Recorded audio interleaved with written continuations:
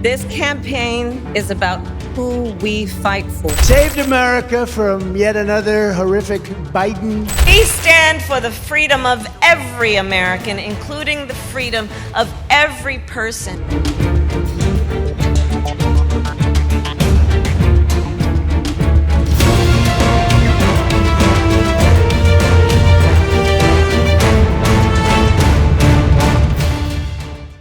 With just 3 months to go for the U.S. election, one suspense in the Democratic camp is over, but another is bubbling furiously.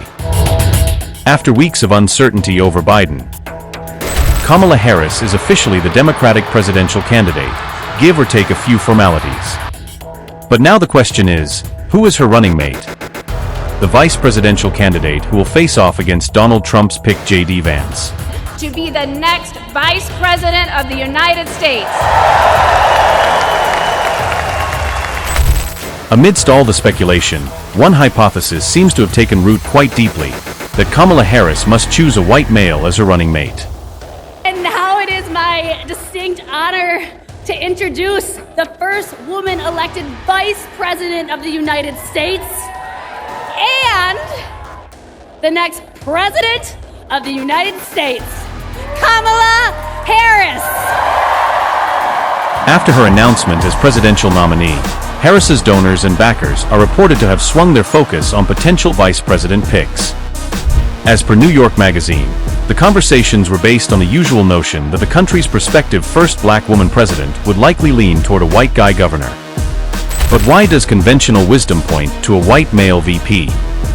Is America ready for this historic combination, or does it signal a deeper, more complex reality?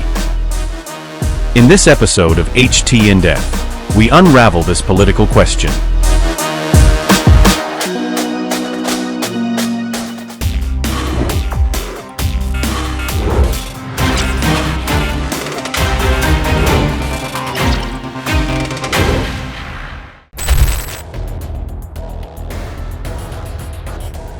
As soon as Harris's candidacy became apparent, whispers filled the air.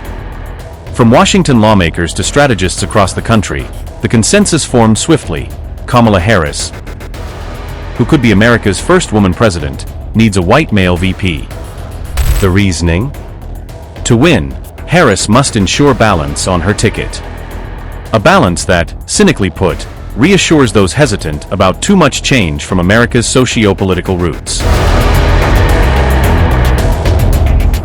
According to the director of the Center for American Women and Politics at Rutgers University, Debbie Walsh, this sentiment is not surprising.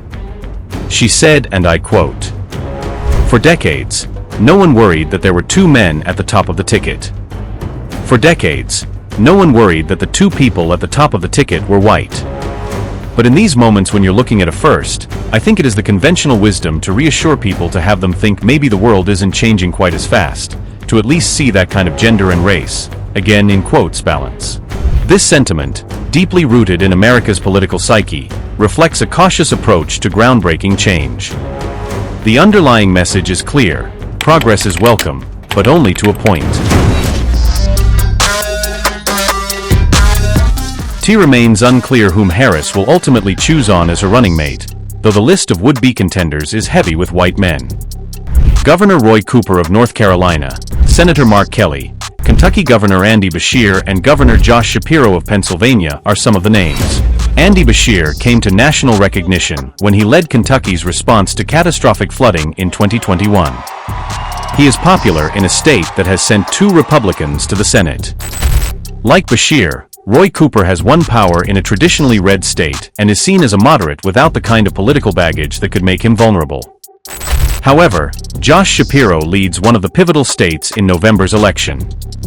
He forged his reputation as Pennsylvania's Attorney General when he orchestrated a $1 billion settlement with drug companies to pay for the opioid epidemic. On the other hand, a decorated war hero and NASA Commander Mark Kelly's resume stands out in the sea of lawyers that dominate Washington. The Arizona senator was a U.S. Navy pilot who served multiple deployments and has served as NASA commander. Also, he's been to space multiple times as an astronaut.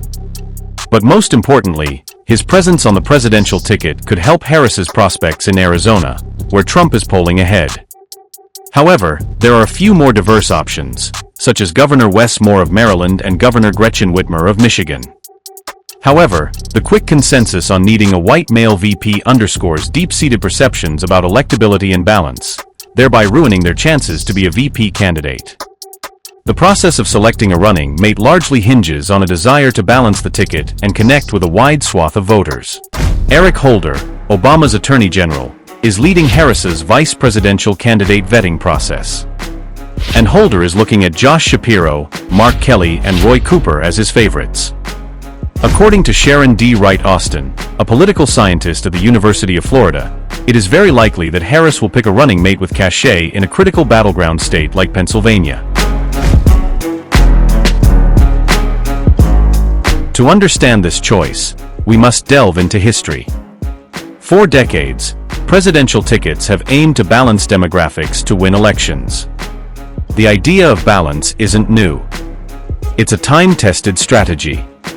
But in Harris's case, it seems driven by an urge to maintain a semblance of continuity amid groundbreaking change. Historically, choosing a running mate has been about striking the right balance. Consider John F. Kennedy selecting Lyndon B. Johnson to balance regional and ideological differences. Or more recently, Barack Obama's choice of picking Joe Biden as vice president, an experienced white male senator, to bolster his own appeal. However, Democratic leaders on Hillary Clinton's 2016 presidential campaign took a more traditional approach when they tapped Tim Kaine, a senator from Virginia, to be her running mate. Kaine, a white Spanish speaker, was believed to be the best bet at connecting with the Democratic base. So they bypassed Julian Castro, the then Secretary of Housing and Urban Development and a former San Antonio mayor. Castro was a rising star within the party, but he was not selected to run with Clinton for fear a woman and a Chicano man was too much diversity for voters to digest.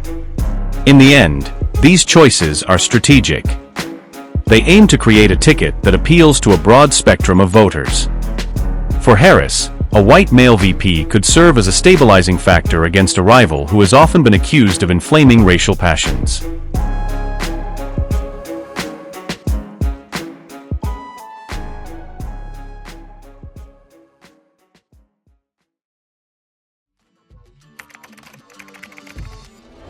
What the changes in India's population and the differential growth rates. This city has emerged.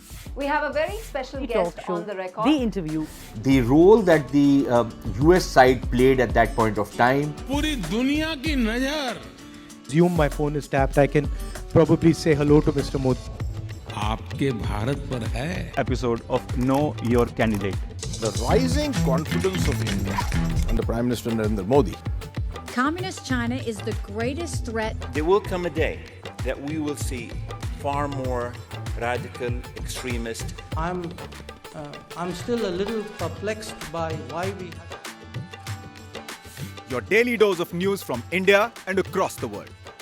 Cutting edge views and analysis. Tune into HT videos. Click on the bell icon to subscribe.